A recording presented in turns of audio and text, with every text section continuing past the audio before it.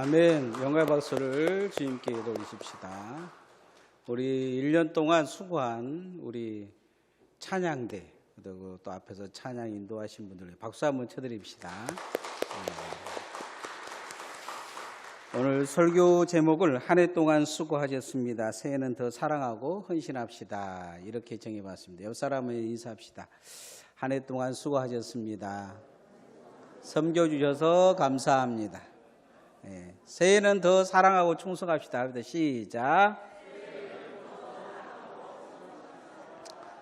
2017년에 전남 보성군에서 한 농가에 헛간에 불이 났습니다.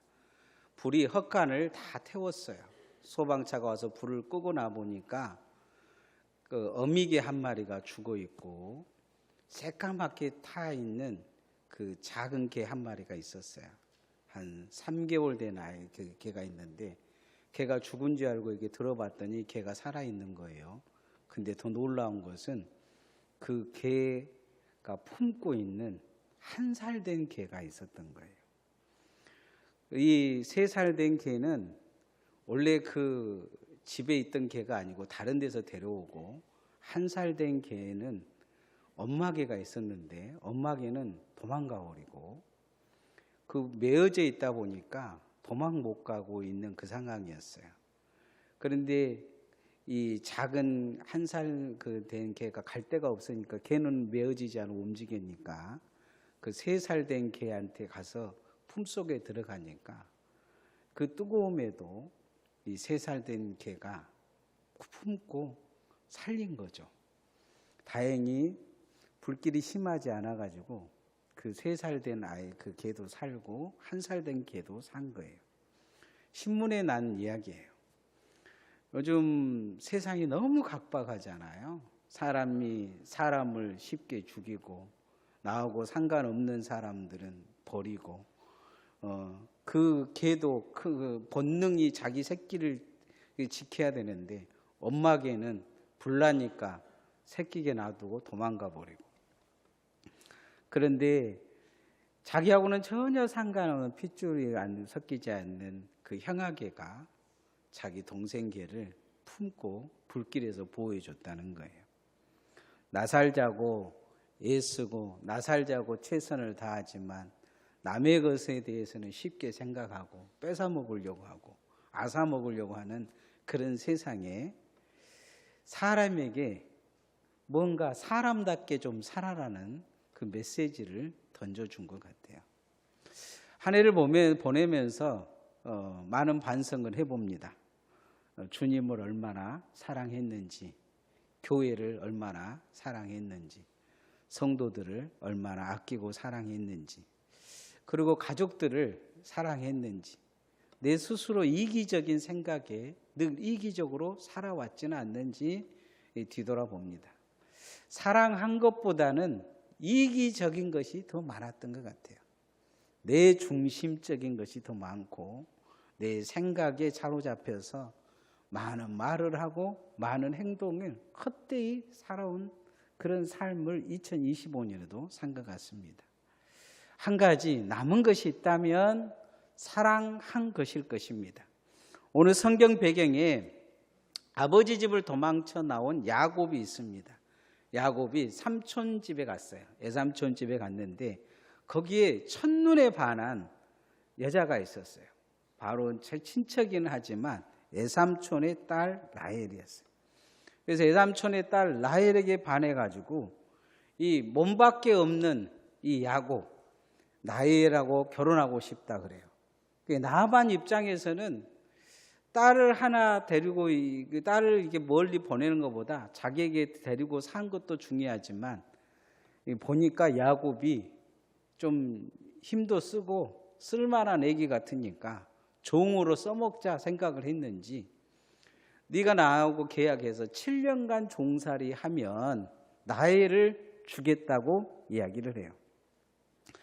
이 사기꾼 기질이 아주 특이해서 사기도 잘 치고 머리를 잘 굴린 야곱이 갑자기 사랑에 빠지니까 이 사람이 바뀌는 거예요. 7년을 하루같이 보냈다고 성경은 이야기해요. 충성하고 헌신하고 봉사한 거예요. 늘 머릿속에 사기치고 자기 중심적인 생각만 갖고 산 거예요. 형도 필요 없고 아버지도 필요 없고 자우자 나만 잘 되면 된다는 생각을 가졌던 이 야곱이 사랑에 빠지니까 자기 자신이 안 보이고 사랑하는 사람을 위해서 생을 바칠 수 있는 사람으로 바뀐 거예요. 우리도 한 해를 보내면서 주님을 그렇게 사랑했는지 아니면 야곱처럼 이기적으로 나만을 위해 살았는지. 야곱의 인생을 보면 나중에 보면 딱 이때만 좀 바뀐 것 같아요. 야복나루 강가에 딱 가니까 뒤에는 삼촌 라반이 죽이러 오고 앞에는 형이 죽으러 오니까 가족을 네 대로 딱 나눠요. 네 대로. 그래서 제일 자기가 싫어하는 그 종들의 가족과 아들들을 맨 앞에다 보내고 차근차근 보냅니다. 그리고 맨 자기가 아끼는 나엘의 가족은 맨 나중에 보내요. 이유가 뭐냐면, 그리고 야복나루 강가를 이렇게 건너게 하는데 그 이유가 뭐냐? 그 형이 와서 첫 번째를 죽이면 두 번째, 세 번째는 도망갈 거라는 거예요. 두 번째까지 죽으면 세 번째는 도망가지 않겠느냐. 누군가는 살 거다 그러면서 자기를 아끼는 사람들을 맨 마지막에 남겨요. 그리고는 자기는 안 건너가요. 자기는 안 건너가고 물 건너 불구경처럼 보겠다는 거예요. 형이 어떻게 하는지. 인지를 보낸 거예요. 이렇게 이기적인 사람, 그렇게 아끼고 사랑한 것도 다 버리는 사람이 이제 콩깍지가 그 이전에 쓰여져 가지고 그 나이를 얻기 위해서 애쓰는 모습을 볼 수가 있습니다. 우리가 신앙생활을 하려면 이 야곱 같은 사랑이 있어야 주님 뒤따라갈 수 있습니다. 주님 붙들 수 있습니다.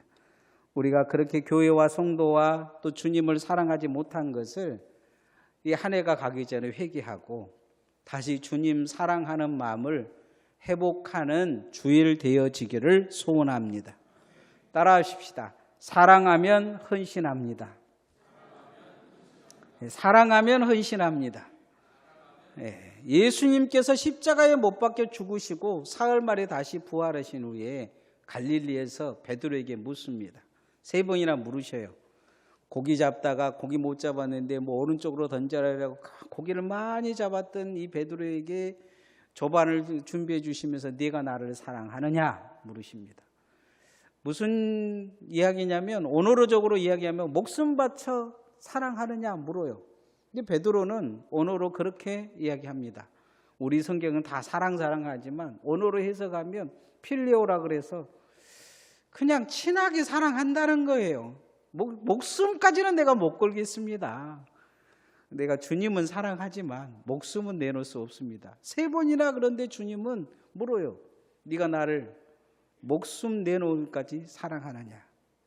그런데 베드로는 그렇게 못하겠다는 거예요. 근데 주님은 마지막에 그렇게 이야기하십니다. 네가 거꾸로 십자가에 못 박혀서 그 목숨 거는 그 사랑을 가지고 나를 사랑하게 될 것이라는 말씀을 하십니다. 이 아가페의 사랑, 주님은 그 사랑으로 우리를 구원해 주신 줄 믿습니다. 십자가를 왜 지셨느냐? 그 사랑이 있었기 때문이에요. 목숨을 내어줄 수 있는 사랑, 그 사랑을 가지고 주님이 성탄절날 이 땅에 오셔서 우리를 위해 십자가에 못 박혀 죽어주신 거예요. 사기꾼 야곱이 자신의 생명을 바쳐 사랑할 사람에게 지금 콩깍지가 낀 이야기가 나옵니다. 18절 말씀 읽어보십시다. 시작. 야곱이 라헬을 더 사랑함으로 대답하되 내가 애삼촌의 작은 딸 라헬을 위하여 저는 이게 7년을 섬기리이다. 7년을 섬기고 품삯을 어떻게 할 거냐 물으니까 내가 7년을 섬기겠습니다. 이 형이 7년을 섬기겠습니다. 그냥 자기 계산으로 한 이 정도면 라헬에게 내가 그 나이를 사올 수 있는 정도는 되지 않을까 그러겠죠. 자기만을 위해 살았고 늘 사기꾼처럼 머리나 굴리고 사는 이 야곱이 사랑의 콩깍지가 끼니까 스스로 헌신하겠다, 종되겠다 하는 것을 볼 수가 있습니다. 아가서 8장 6절에서 7절 말씀에 사랑에 대해서 이렇게 이야기합니다. 사랑은 죽음같이 강하고 질투는 소울같이 잔인하며 불길같이 일어나니 그 기세가 여호와의 불과 같으니라. 많은 물도 이 사랑을 끄지 못하겠고 홍수라도 삼키지 못하나니 사람이 그의 온 가산을 주고 사랑과 바꾸려 할지라도 오히려 멸시를 받으리라. 사람이 뭔가 이 사랑의 불길이 타오르면 아무도 못 말린다는 거예요. 야곱이 지금 이 불길 같은 사랑이 그 안에 타오르고 있는 거죠. 오늘 성경에도 우리가 한 가지 기억을 해야 될 것이 있어요. 그러면 우리 야곱처럼 우리도 정말로 주님 그렇게 사랑하냐는 거예요. 우리는 늘 베드로에게 주님이 말씀하셨잖아요. 네가 나를 목숨 걸고 사랑하느냐. 근데 우리는 교회 와가지고 베드로처럼 그렇게 고백하지 않을까요? 주님, 내가 목숨은 못 내놓겠습니다. 주님이 나를 구원하셨는지는 모르겠지만 내가 목숨까지는 못 내놓겠습니다. 근데 주님은 우리에게 그런 사랑이 없으면 구원받는 것이 쉽지 않을 거라고 말씀하셨어요. 우리도 주님을 위해 그런 사랑이 회복되어지기를 소원합니다. 정말 주님을 새해에는 사랑하려고 마음을 먹고 교회를 다녀야 돼요. 옆 사람한테 주님을 사랑합시다. 네? 주님을 사랑하려는 마음을 가져. 교회를 섬기는 것이 누구를 위한 거냐? 주님을 위한 거예요. 여러분, 주님을 위하다가 어느 정도 시간이 지나면 나를 위한 것이 되어버려요. 나를 위한 것. 나의 이득이 되지 않는 것은, 나에게 누가 알아주지 않는 것은, 내가 손해를 보는 것은 아무것도 안 하는 사람들이 많아요. 다오다오하는 신앙이 되어버려요. 업적을 쌓아요. 날마다 내가 뭘 했다고 쌓아요. 주님을 사랑하는 것은 없어요. 주님과 이제 거래하는 사람으로 바뀌어요. 거래의 정신이 뛰어난 거죠. 그러면 불행해져요. 그 신앙이 불행해요. 대부분의 신앙이 불행으로 끝나는 신앙들은 하나님의 사랑, 예수님의 사랑을 잃어버렸기 때문이에요. 따라합시다. 사랑하면 희생도 행복합니다. 세상에 누가 제일 행복하겠습니까? 행복지수가 높은 나라들이 있어요. 이 나라들의 특징은 뭐냐면 가족들에게 헌신하는 마음이 넘치는 나라들이에요. 저기 선진국도 있고 후진국들도 이 행복지수가 높아요. 근데 한국은 행복지수가 높지가 않아요. 그건 뭐 때문이냐? 남을 위해 헌신하는 사람들의 삶을 살면 불행하다고 생각해요. 누군가 빗자루를 뒤에서 쓸고 있으면 저 사람은 불행하기 때문에 빗자루를 든다는 생각을 가지고 있어요. 그래서 사람의 직업을 천하다, 부하다 이렇게 나누는 거예요. 저기 네덜란드나 스웨덴이란 이 나라들은 행복지수가 되게 높게 나타납니다. 높게 나타난 이유가 뭐냐면 큰 재벌들이나 재산을 많이 가진 사람들은 엄청난 세금을 내야 돼요. 여러분, 이 신호등 한번 위반하면 우리 교회도 이렇게 지나가면 그 앞에 그 30 이렇게 학생 그 신호 위반 카메라가 있잖아요. 저거 위반하면 뭐 한 7만 원, 8만 원 나와요. 그런데 그 나라에서 그 돈 많은 사람들이 위반을 하면 1,000만 원, 2천만 원 나옵니다. 그래도 그것을 감사하게 생각하는 거예요. 이걸 뭐라 그러냐면 희계라 그럽니다. 희계. 그래서 돈이 많은 사람들은 세금을 많이 내는 것을 행복하고 생각해요. 왜냐하면 내가 세금을 많이 내야 나라가 부강하고 다른 사람들이 공평하게 먹고 산다는 거예요. 방글라데시가 한때는 행복지수가 아주 높았습니다. 세계 1위였어요. 그런데 지금은 점점 떨어져서 20위, 30위까지 떨어집니다. 이유는 뭐냐면 핸드폰이 보급이 된 거예요. 그러다 보니까 전 세계 사람들의 모습을 보고 돈 있는 사람들, 뭐 주식을 투자하면 얼마가 더 있다, 뭐 비트코인을 살면 얼마가 돼 있다 그러니까 젊은이들이 이것저것 투자하다가 다 망해먹고 또 가족들을 전에는 헌신하고 어머니를 돌보고 아버지를 돌보고 형제를 도와주고 이것을 행복으로 알고 살았는데 이제는 부모가 오래 산 것이 불행이고 자녀를 많이 낳는 것도 불행이고 형제가 많이 있는 것도 불행이고 이게 불행인 거예요. 형제가 많은 것이 행복이었는데 내가 형제가 몇 명이다 그러면서 그게 자랑이었는데 이제 형제가 많은 것이 부끄러운 시대가 된 거예요. 어느 나라가 그런 것 같아요? 우리나라가 그래요. 우리나라가 점점 그런 나라가 되어가고 있어요.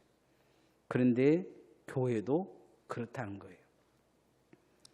서로 나눠주고 섬겨주고 돌봐주고 그게 행복이다 보다는 불행이라고 생각하는 사람들이 늘어나고 있다는 거예요. 오늘 성경에 섬기는 것이 행복한 사람이 있어요. 20절 말씀 읽어보십시다. 시작. 야곱이 나일을 위하여 7년 동안 라반을 섬겼으나 그를 사랑하는 까닭에 7년을 며칠같이 여겼더라. 7년이 며칠처럼 여겨졌다. 행복하다는 거죠. 행복하다. 여러분 뭔가 아주 열심히 정말 내가 좋아하는 일을 하면 운동을 하는 사람들도 시간 금방 지나가잖아요. 내가 행복하면 시간이 금방 지나가요. 근데 7년이 그렇게 살았다는 거예요. 7년을. 행복하게 살았다는 거예요. 뭐 때문에요? 사랑했기 때문에. 사랑하는 사람을 위해 내가 헌신하고 사랑하는 사람을 내가 위해서 봉사했기 때문이죠. 행복했다는 거죠. 제가 여러분에게 한 가지 물어보려고 합니다. 2025년 신앙생활 행복하셨습니까? 아멘 하신 분이 몇 분 안 돼요.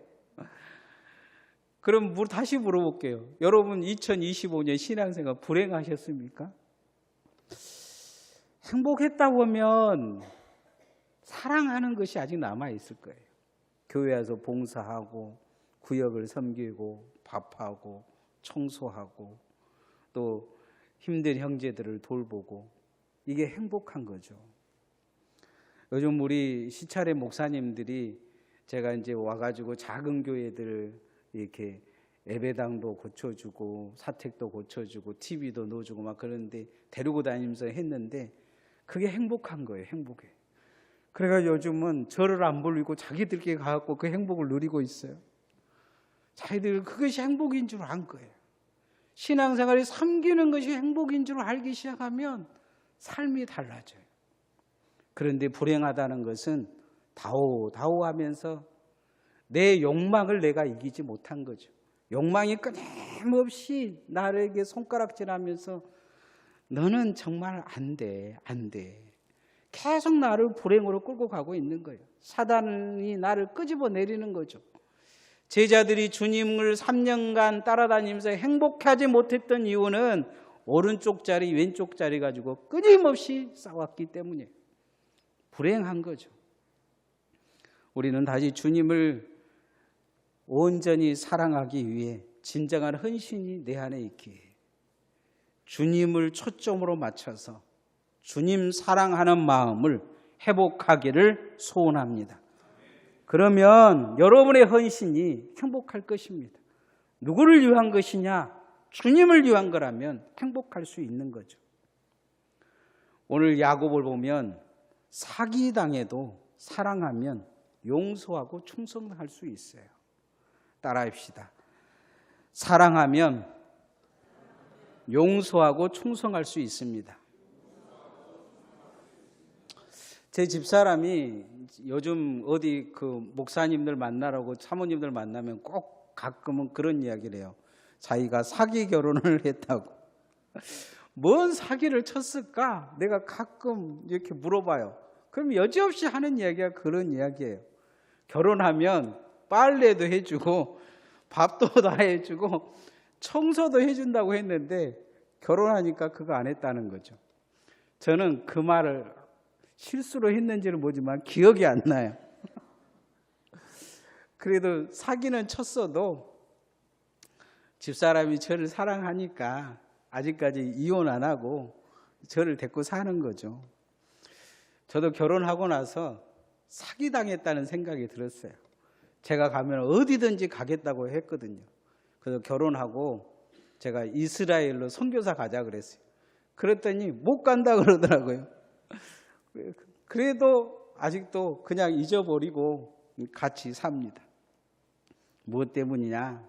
사랑하기 때문이죠. 이 야곱, 이제 나이를 위해서 7년간 봉사하고 헌신했어요. 이제 신혼밤을 기다리고 있었고 하룻밤을 딱 보내서 일어나 보니까 이게 나일이 아닌 거예요. 나일의 언니 레아가 첫날 밤에 들어온 거죠. 야곱이 난리를 친 거예요. 그러니까 이 삼촌 라반이 야, 우리 지방에는 첫째부터 시집을 보내야 되지 둘째부터 시집을 못 보낸다 이야기를 해요. 그럼 어떻게 할 거냐? 그러니까 네가 7일 후에 내가 7일 후에 나일을 너에게 줄 테니까 7년간 다시 봉사하라 그래요. 그러니까 이 말을 듣고 7일 후에 나일과 다시 이제 결혼하고 이 야곱이 7년의 종살이를 합니다. 30절 말씀 읽어보십시다. 시작.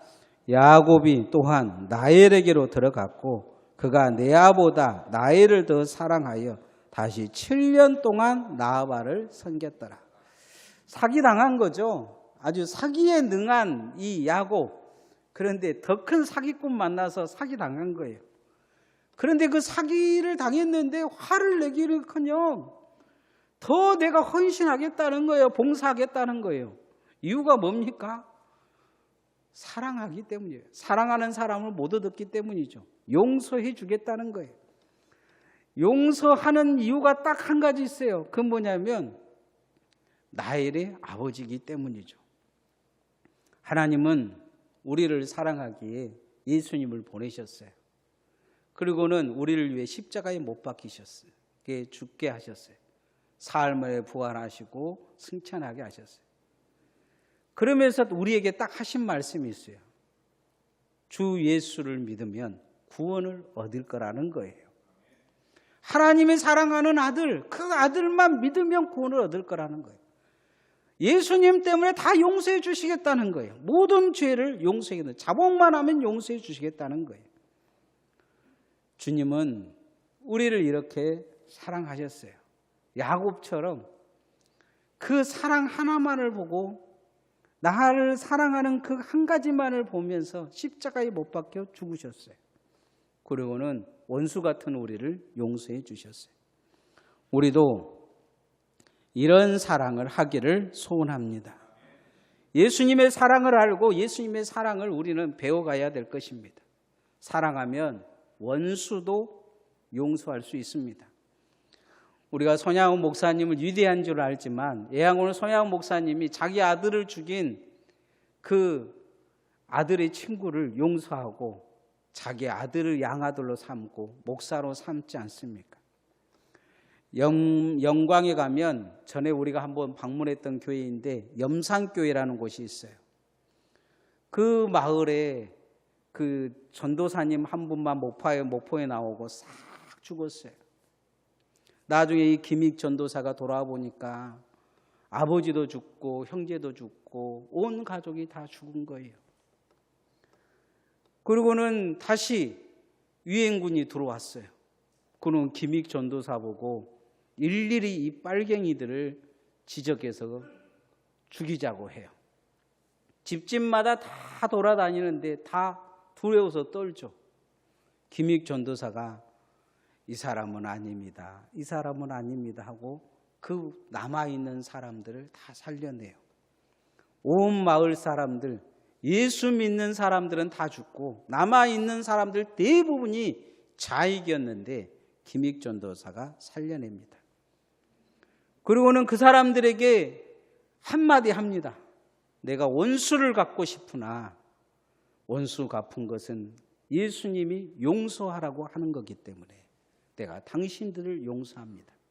정말로 당신들이 양심이 있다면 교회에 나오십시오. 그래서 이 김익 전도사가 그곳에 그 염산교회 담임 목사가 되고 자기 아버지를 죽인 그 사람을 그 교회의 초대 장로로 세웁니다. 용서라는 것은 하나님의 사랑을 품으면 가능할 수 있습니다. 우리가 정말로 사랑한다면 용서하고 헌신하고 충성할 수 있습니다. 한 해 여러분의 마음에 품었던 아픔들이 있을지라도, 누군가 용서하지 못한 것들이 있을지라도 이 한 해가 가기 전에 예수님의 사랑으로 용서할 수 있기를 소원합니다. 주님이 여러분을 용서한 것처럼 나도 그렇게 해달라고 기도하면 주님이 용서의 마음을 여러분에게 주실 것입니다. 한 해 정말 수고하셨습니다. 교회 나오는 것이 쉽지가 않아요. 신앙생활 하는 것도 쉽지 않습니다. 늘 신앙생활 하다 보면 사람에게 부딪혀서 나 혼자 신앙생활 하는 건 쉬울 것 같은데 사람에게 상처받고 듣지 말아야 될 소리도 듣고 또 내 욕망을 이기지 못해서 자기 스스로 무너질 때도 많습니다. 그러나 이제 그래도 결승적인 여기까지 잘 오셨습니다. 수고하셨습니다. 하나님이 우리를 사랑하시기에 여기 있는 줄 믿습니다. 새해는 우리가 이 하나님의 사랑을 다시 기억하고 사랑으로 시작했으면 좋겠습니다. 사랑하면 야곱처럼 7년이 하루같이 헌신할 수 있습니다. 야곱처럼 하나님의 앞에 있는 모든 하는 것이 행복할 수 있습니다. 그리고 누가 뭐래도 용서하고 충성할 수 있습니다. 그렇게 새해는 하나님의 사랑으로 무장돼서 더 충성하고 헌신하는 주의 종들 되어지기를 소원합니다. 찬양하십시오.